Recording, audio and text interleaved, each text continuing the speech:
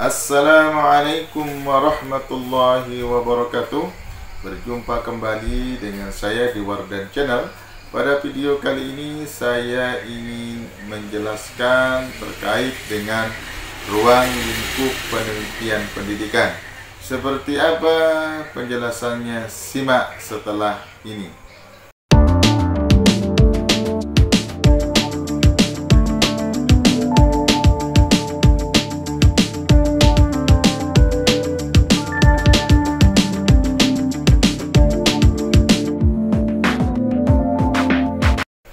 Ruang lingkup penelitian pendidikan kita kenal ada 8 RSNP yang menjadi dasar dalam penelitian pendidikan.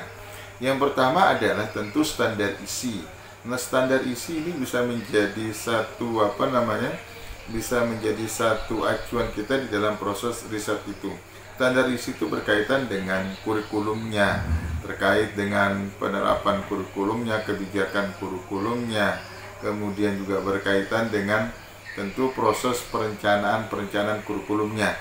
Apakah standar isi itu sudah berjalan sesuai dengan pedoman atau tidak?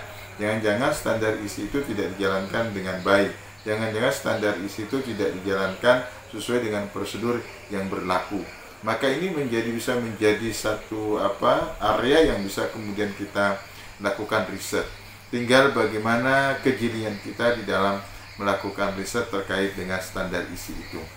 Nah, tentu seorang peneliti ketika ingin melakukan penelitian pendidikan, tentu dia juga harus dibekali dengan pemahaman-pemahaman yang bersangkutan terkait dengan fenomena yang sedang dia angkat. Kalau kemudian dia mengangkat terkait dengan masalah standar isi, tentu seorang peneliti juga paling tidak dia harus menguasai terkait dengan teori-teori atau kebijakan-kebijakan yang berkaitan dengan standar isi itu, sehingga nanti ketika dia melakukan perumusan masalah, kemudian dia merumuskan grand teorinya, nanti akan kemudian ketemu teori-teori besarnya, kemudian juga rumusan masalahnya juga tentu akan mengena terkait dengan apa yang akan dia teliti itu.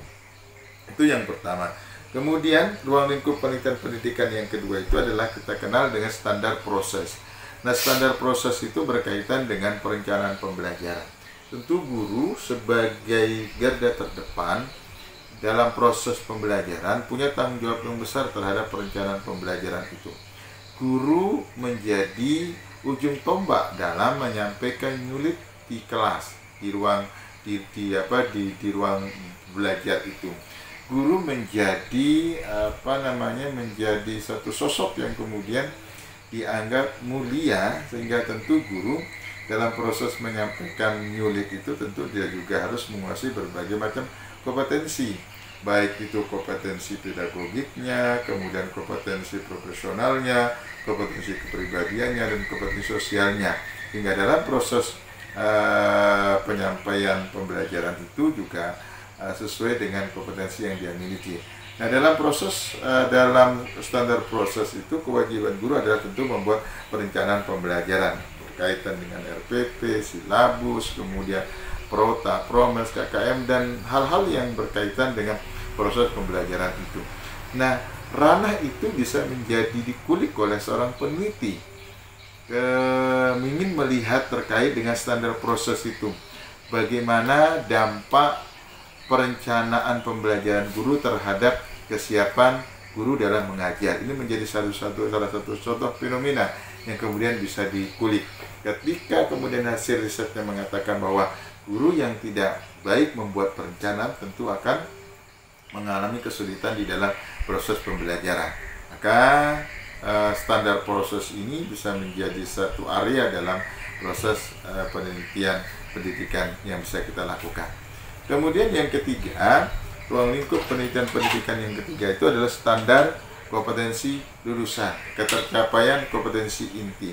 Apakah kompetensi inti yang ada di kurikulum itu sudah tercapai dalam melalui proses pembelajaran yang kemudian nanti hasilnya akan dilihat dalam standar kompetensi lulusan. Tentu standar kompetensi lulusan itu akan tercapai dengan kerjasama antara guru, siswa, orang tua, pengelola tenaga kependidikan maupun stakeholder yang ada di lembaga pendidikan itu.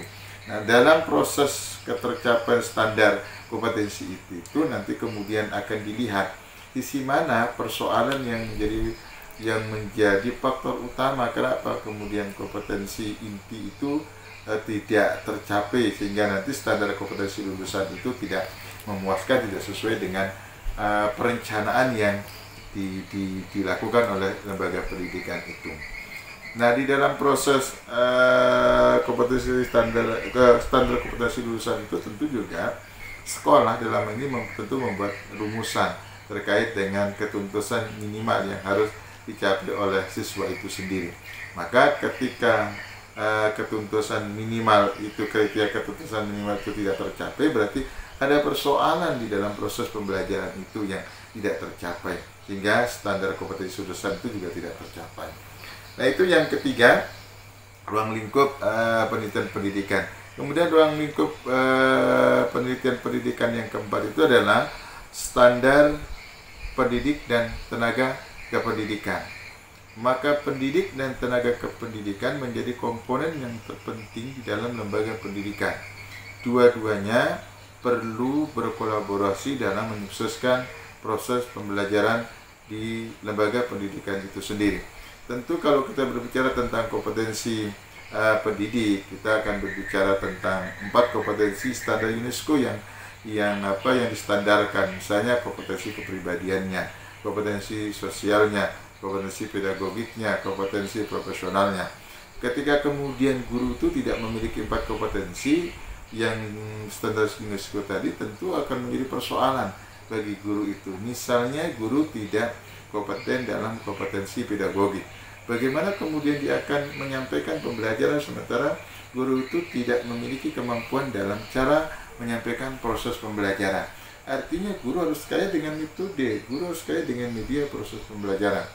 Kalau itu kemudian berkaitan dengan kompetensi profesional, itu adalah berkaitan dengan kemampuan guru dalam menguasai materinya. Ketika guru tidak menguasai materi, tentu dia akan kesulitan di dalam proses menyampaikan pembelajaran di sekolah itu. Maka standar pendidik dan tenaga kependidikan bisa menjadi area penelitian dalam penelitian pendidikan. Misalnya, contohnya lah pengaruh kompetensi profesional guru terhadap kualitas pembelajaran. Ini menjadi satu objek yang bisa ditindaklanjuti dalam penelitian pendidikan itu. Nah, kemudian ruang lingkup penelitian pendidikan yang selanjutnya adalah standar sarana dan prasarana. Bahwa sarana dan prasarana itu adalah salah satu komponen pembelajaran, komponen pengelolaan lembaga pendidikan yang tidak bisa dipisahkan. Ketika sarana tidak tercukupi, tentu ada persoalan yang akan dihadapi. Keterpenuhan sarana dan prasarana itu sangat penting sekali, hingga anak dalam proses pembelajarannya juga akan merasa nyaman ketika sarana dan prasarana itu terpenuhi. Sebaliknya, ketika sarana dan prasarana itu tidak terpenuhi, maka tentu anak akan mengalami kesulitan dalam belajar. Maka keterpenuhan sarana itu bisa menjadi objek penelitian. Kemudian kebijakan pengadaan sarana itu juga akan bisa menjadi objek penelitian. Kemudian kelayakan sarana dan prasarana itu, kecukupan sarana dan prasarana itu juga bisa menjadi objek penelitian dalam penelitian pendidikan. Kemudian ruang lingkup penelitian pendidikan yang selanjutnya adalah standar pengelolaan.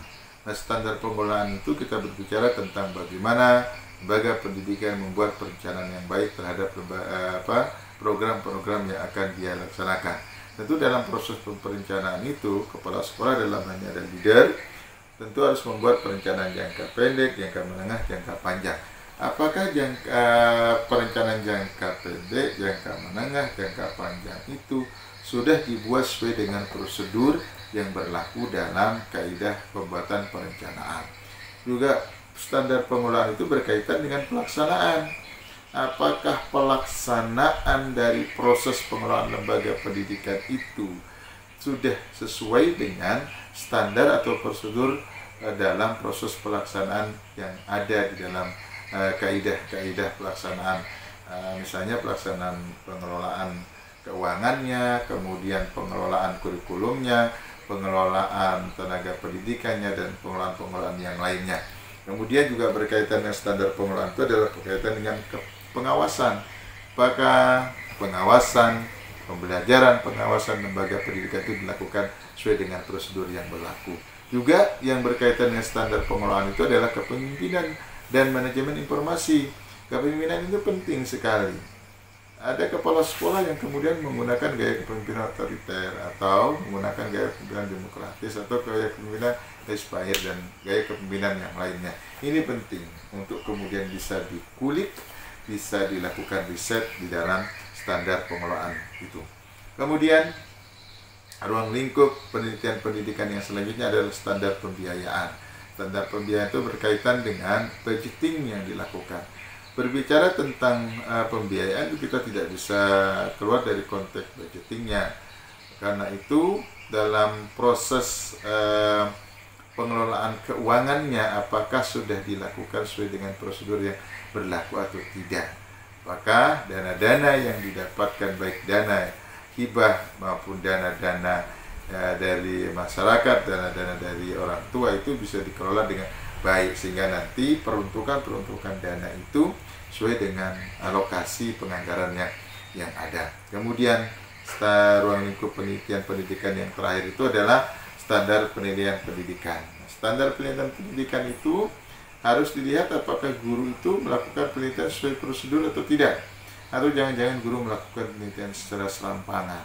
Maka penting untuk kemudian kita melakukan riset dalam standar penilaian pendidikan, hingga nanti hasil riset itu bisa menjadikan rekomendasi bagi guru, bagi sekolah atau kepala sekolah dalam hal proses perbaikan cara melakukan penilaian. Ini 8 ruang lingkup penelitian pendidikan yang bisa saya jelaskan. Mudah-mudahan ada manfaatnya, kurang dan lebihnya mohon maaf. Akhirul kalam, assalamualaikum warahmatullahi wabarakatuh.